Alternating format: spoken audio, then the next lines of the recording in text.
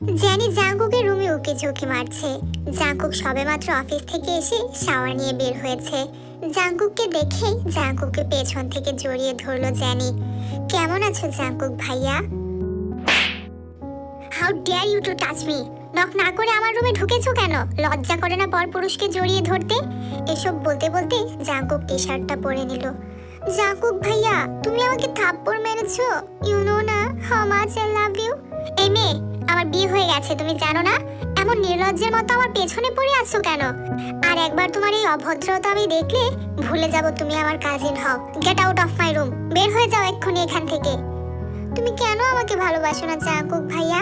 আমি ওই তের থেকে কোন দিক দিয়ে কম বলো? তুমি চাইলে আমি তোমার জন্য সব করতে পারি ভাইয়া। তুমি ওই তেকে ছেড়ে দাও, আমাকে বিয়ে করে ফেলো। ওই তেকে তুমি ডিভোর্স দিয়ে দাও। সাহস কি করে হয় আমার পুতুলকে ডিভোর্স দেওয়ার কথা বলার? খুন করে ফেলবো আমি আমার থেকে আমার পুতুলকে আলাদা করার কথা ভাবলে। একেবারে মেরে ফেলবো।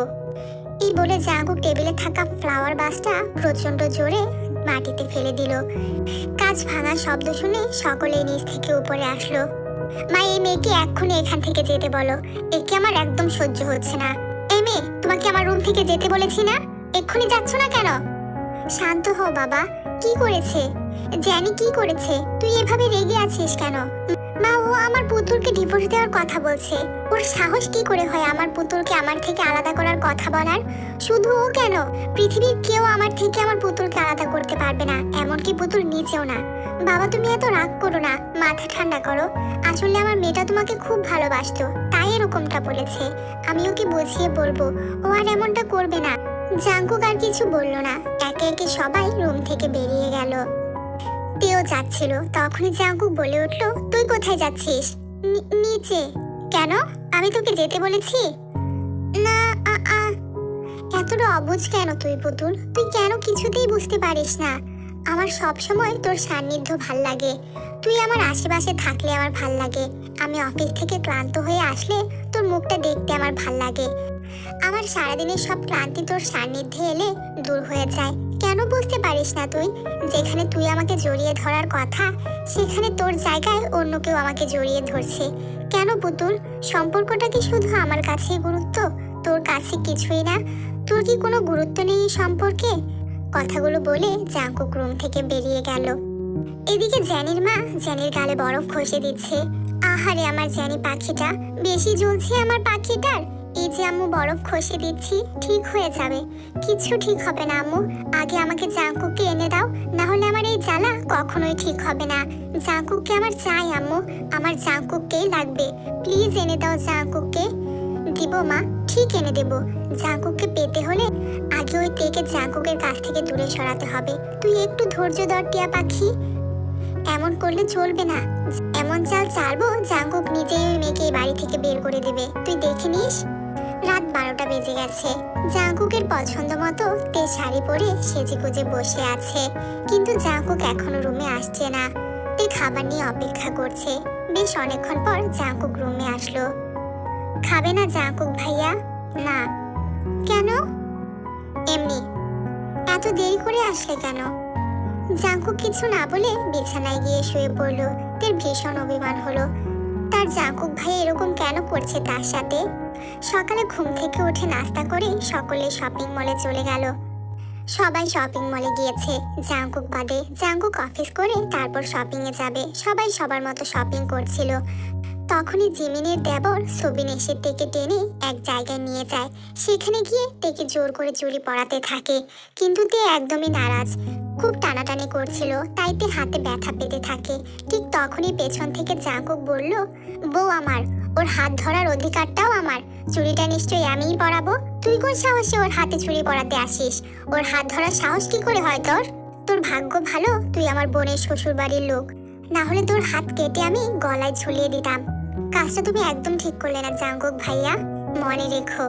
জাঙ্কুক তেকে নিয়ে শপিং মল থেকে বাইরে চলে আসে। গাড়িতে বসে জাঙ্কুক তেকে বলল, তোকে ওই সবিনের সামনে যেতে বারণ করেছিলাম না? কেন গেলি ওর সামনে? আমি যাইনি জাঙ্কুক ভাইয়া, ও এসেছিল আমার কাছে। Shut up. তুই সকলের সাথে থাকলে সবিন এই কাজ করার সাহস পেত না। তুই ওইদিকে একা একা কি করছিলি? মা, জিমিন, সুগা ওদের সাথে থাকতে পারিসনি? আর কত জ্বালাবি আমায়। আজকে জিমিনের হলুদ, তে রুমে শাড়ি চেঞ্জ করছিল। রুমে যেহেতু কেউ ছিল না, তাই সে রুমে শাড়ি চেঞ্জ করতে লাগলো। ঠিক তখনই ওয়াশরুমের দরজা খুলে জাঙ্কুক বেরিয়ে আসলো। টেকে এমন অবস্থায় দেখে জাঙ্কুক হা হয়ে তের দিকে তাকিয়ে আছে। তুমি এখানে কখন এলে ভাইয়া? কেন? আসলে আমি চেঞ্জ করছিলাম।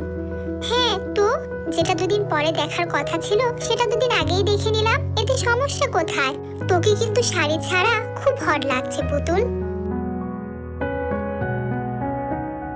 শান্তিতে একটু কিসও করতে দিবি না? এইটুকুতেই হাঁপিয়ে গিয়েছিস।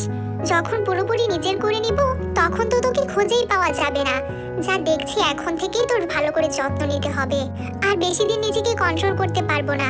আর ঠোঁটে এসব কি লাগিয়েছিস? সব হাবিজাবি মনে হচ্ছে পেটের মধ্যে চলে গেছে। আর লাগাবি না এসব। এদিকে জেনির মা আর তার নানি মিলে ঝক কষছে কিভাবে জাঙ্কুকের থেকে তেকে আলাদা করা যায়।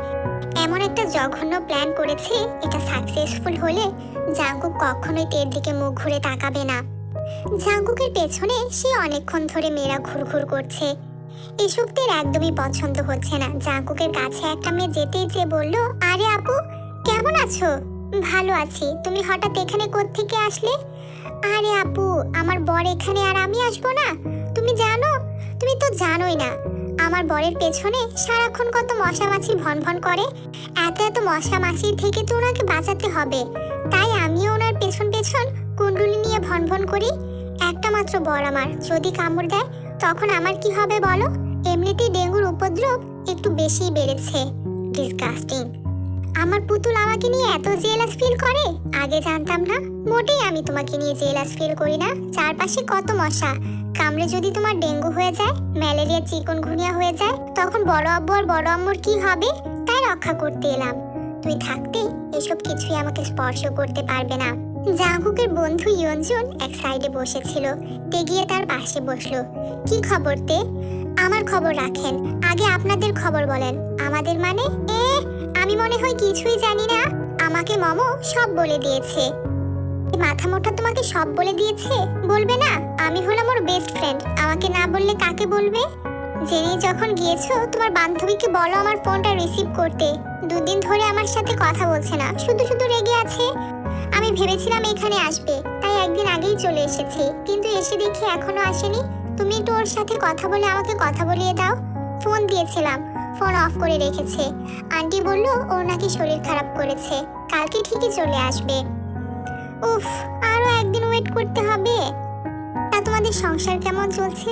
ভালো, শুধুই ভালো? জাঙ্কুককে কি এখনো মন থেকে মেনে নিতে পারোনি? তোমার চোখ মুখ দেখেই বোঝা যাচ্ছে তুমি জাঙ্কুককে খুব ভালোবাসো, কিন্তু মুখে বলতে চাইছো না। জাঙ্কুকও তোমাকে অতিরিক্ত ভালোবাসে। দুজন দুজনকে যখন এতটাই ভালোবাসো, তাহলে এত দূরত্ব কেন তোমাদের মাঝে? যত দ্রুত সম্ভব জাঙ্কুককে ভালোবাসি কথাটা জানিয়ে দাও। তোমার মুখে ভালোবাসি কথা শোনার জন্য ছোটবেলা থেকেই অপেক্ষা করছে।